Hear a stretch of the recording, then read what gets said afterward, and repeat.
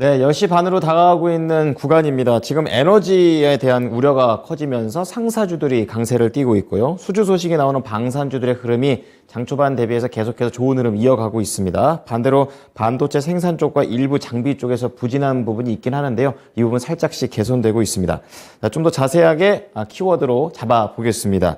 신한금융투자 이호섭 PB입니다. PB님, 안녕하십니까?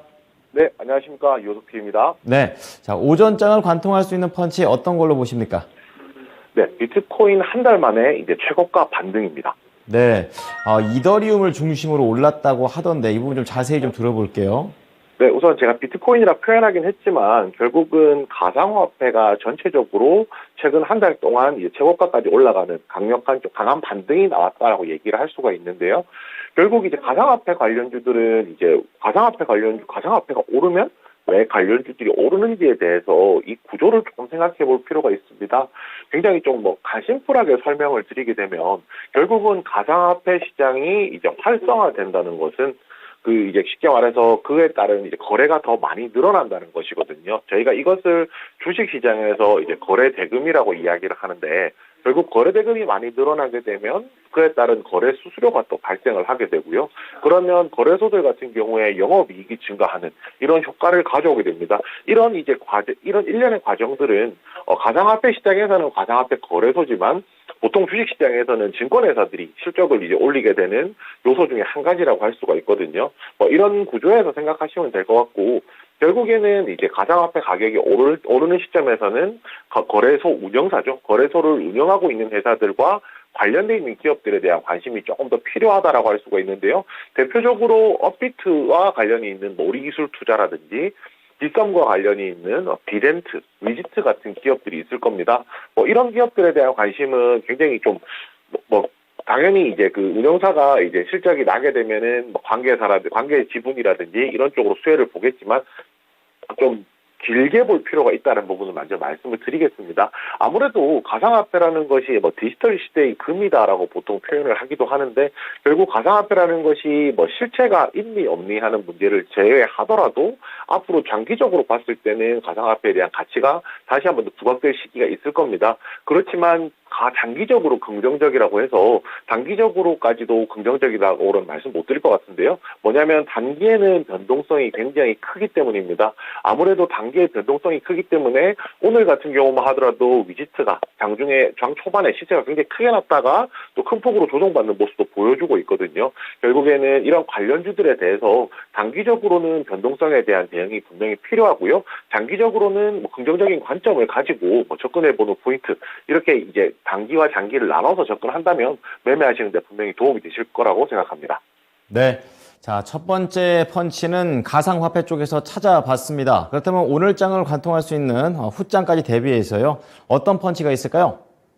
네, 코로나 확진자 수 급증, 이제 꺼진 불도 다시 보자입니다. 네, 상당히 코로나가 다시 한번 이렇게 더블링이라는 그런 단어가 써질 정도로 좀 우려가 되는 부분이 있습니다. 시장에서 이 부분 반영하고 있는데요. 어떻게 해볼까요?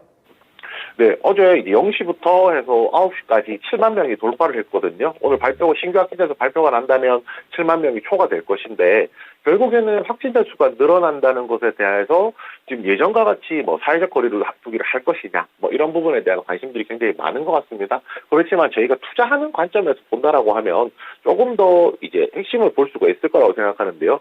왜냐하면 저희는 지난 한 3년간 이제 이미 어떤 사이클로, 어떤 형태로 움직이는지 내용을 봤기 때문에 반복되는 것이, 역사가 반복된다라고 하면 반복되는 데서 이제 기회를 찾을 수 있다라고 생각을 하고 있습니다. 가장 이제 대표적인 것이 코로나 치료제가 시세가 많이 났었고, 코로나 백신 관련주들도 이제 움직임을 보여주었었는데요. 오늘 새롭게 조금 부각되는 것이 이제 에탄올 관련주입니다. 결국은 에탄올이라는 것은 이제 손소독제의 원료가 되고 있거든요. 결국은 이제 아직까지 방역이라든지 이런 차원에서 손소독제에 대한 수요가 늘어난다라고 하면 이 에탄올 관련주들에 대해서는 시장의 관심을 조금 더 가져올 필요가 있다라고 생각을 하고요. 이뿐만 아니라 에탄올 가격 자체도 계속 급등을 하고 있습니다. 에탄올 가격 상승 자체가 원유가 상승했던 부분보다도 더 빠르게 상승하고 있는데요. 2월 초부터 6월까지 상승률이, 에탄올 가격 상승률이 40%가 나왔고요. 같은 기간 동안 원유가 약 17% 정도 유가 상승이 있었다는 부분을 생각해보면 에탄올 가격 상승이 굉장히 빠르다고 할 수 있습니다.